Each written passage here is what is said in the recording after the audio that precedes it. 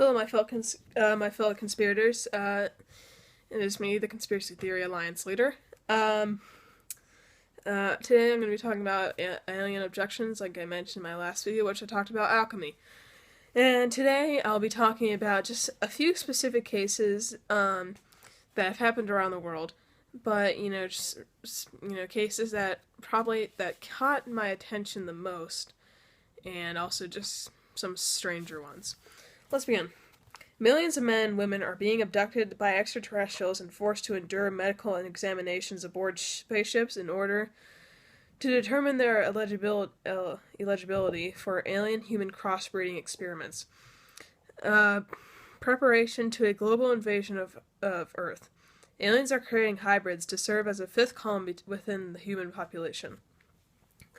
Estimates presented at the conference held at the Massachusetts Institute of Technology in June 1982 suggested that from several hundred to more than 3 million adults in the United States alone have had abduction experiences with UFO entities.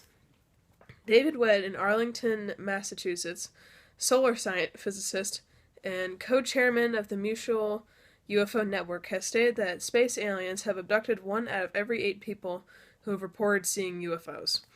In many cases, Webb said the victims undergo some kind of examination, but they usually remember nothing of the onboard experience.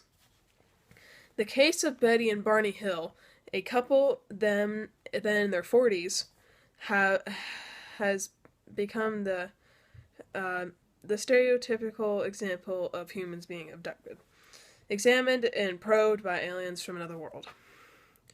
On September 19th, 1961, Betty, a social worker, supervisor of the New Hampshire Welfare Department, and Barney, a mail carrier, who was on the governor of New Hampshire's Civil Rights Commission, were returning to their home in New Hampshire from a short Canadian vacation when they noticed a bright object in the night sky and stopped to investigate with a pair of binoculars. Barney perceived what appeared to be windows and strange beings looking back at him. The Hills got back in their car and began a race down the road. Suddenly, unable to control their movements, they were taken from the car and in a trance-like condition led to the UFO by humanoids. The Hills recalled the sensational details of their story only under hypnosis, for the couple had a complete loss of memory concerning the nearly 2 hours during which they were chosen guests of the UFO Knots. When the Hills began weekly hypnosis sessions with Benjamin Simon, a Boston psychiatrist, and astonishing,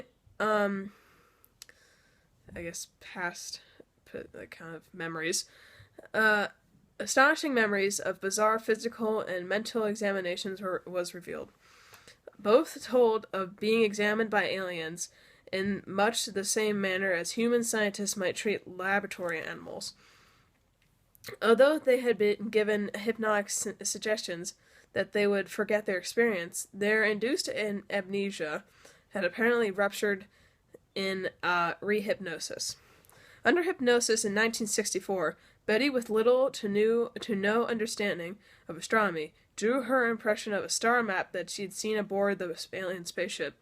The map was interpreted by Marjorie Fish, an amateur astronomer, member of Mensa, and Idaho schoolteacher. Betty's map showed the location of the 2 stars called Zeta and Zeta 2 Reticuli, allegedly the home base of the space travelers, as well as several other stars in the same part of the sky. Interestingly, the existence of 2 of the stars on the map was not confirmed by astronomers until 1969 in the Gliese catalog of nearby stars, the standard reference work. During the night of January 6, 1976, 1976, 3 Liberty, Kentucky women were abducted by aliens and kept for only about an hour. When they regained consciousness, Louise Smith complained that her neck hurt. When Mona Stafford examined it, she saw a strange red mark like a burn that had not blistered, about 3 inches long and an inch wide. Elaine Thomas's neck had the same type of mark on it. Although the particular burn marks disappear in about 2 days, the three women still cannot account for the missing time, nor could they recall about that night than have seen a UFO overhead and Louise Smith screaming that she could not control her rapidly accelerating automobile. Later, under hypnosis sessions conducted by Dr. R. Leo Sprinkle, Elaine Thomas remembered that she had been placed on her back in a long, narrow chamber. There were small, dark figures, perhaps 4 feet tall, standing near her. One of them placed a blunt instrument against her chest and caused her a great deal of pain. Louise Smith recalled the frightening appearance of humanoids and bizarre environment in which she saw herself. Mona Strafford remembered lying on a table in what seemed to be some kind of operating room. At one point, she felt as if her eyes were being pulled out of her skull. At another time, her stomach was blown up like a balloon, which she also reported that a number of aliens pulled at her feet, then bent them backwards and twisted them. There are numerous accounts in circulation of human-alien sexual interactions during abduction experiences.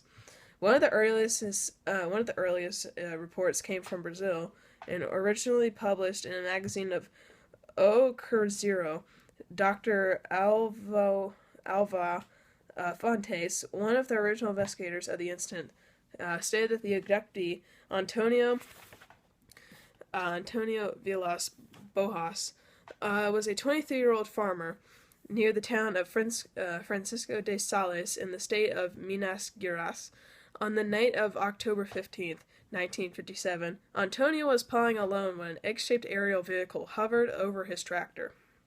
A few minutes later, the object landed, and 4 occupants dressed in tight-fitting coveralls made of a thick but soft gray cloth emerged from it. One of the things grabbed Antonio's arm, but he managed to wrench himself free. The young, well-muscled farmer said that his abductors were about his height, 5'4" in strength. He had not gone far, however, when the beings got a hold of his arms and legs and lifted him off the ground. All these abductees report a basic progression of emotions, moving from uneasy, fragmented recollection to a clear memory, occupied by fear. Alright, let's continue with this case of Antonio. Inside the vehicle, the aliens brought Antonio to a brightly lighted room. He later said that their speech sounded like a series of dog-like barks. The young farmer was stripped naked and thoroughly examined. When the beings had finished their examination, he was left alone to rest on a couch. He had not lain there long before he was aware that gray smoke with a disagreeable, suffocating odor had entered the room. Antonio was forced to relieve his nausea by vomiting in the corner. After a few more minutes, the door room opened. A well-proportioned and totally naked woman walked in to join Antonio on the couch. The alien subductress had large blue eyes that seemed to slant outward, a straight nose, high cheekbones, a nearly lipless mouth, and a straight and sharply pointed chin. In spite of the stressful physical examinations that he had endured, Antonio found himself responding to her frank sexual advances. Later, he told investigators that the beings must have somehow dosed him with a type of aphrodisiac. After this act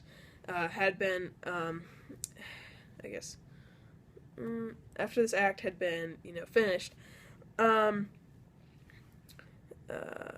Antonio's clothing was returned, and an alien male indicated that he should get dressed. It was clear that his abductors were finished with him. The next day, Antonio became ill. His eyes began to burn, and a series of sores broke out on his arms and legs. In the center of each of the sores was a little lump that was very itchy. 2 weeks later, his face became speckled with yellow spots.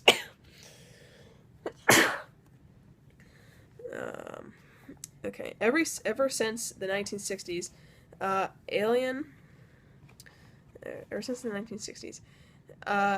alien abductors have been reported with alarming frequency. Many researchers maintain their kidnappings and physical examinations are part of alien program of interbreeding.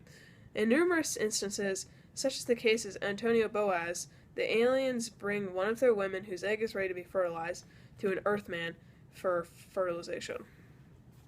Some investigators argue that the pregnancy to occur during a sexual act, the male and female must be the same species. Others counted that the alien superscience might have evolved some remarkable method of DNA manipulation or clothing. Either thought is unsettling. Many researchers say that if we were to read the creation story in Genesis from the historical perspective of our current awareness of genetic engineering, the interaction between the sons of God and their fair daughters of men assumed a rather different interpretation.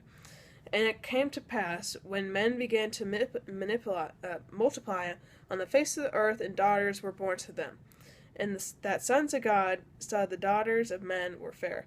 So they took them wives, all whom they chose. They were giants on earth in those days. Also after that, for the sons of God came in unto the daughters of men, and they bore children to them, and they became giants, who in the olden days were men who were renowned. Genesis 6, verses 1 through 4. That is all I have today. There's a lot more that I have written, but I just don't want to keep you guys that long. It's mainly just a lot about the history of Genesis and how the creation story works out. I don't want this to make a very religious channel, but I am religious. Either way, I respect anyone's beliefs. You don't have to believe anything I say when I'm talking about the Bible in this scenario. I hope you guys had a good time watching this. I'm sorry that I have to look down all the time. I'm not really good at memorizing. Next week I'll be talking about alien autopsy, and if you see a pattern, I'm going in alphabetical order in the way that I have, just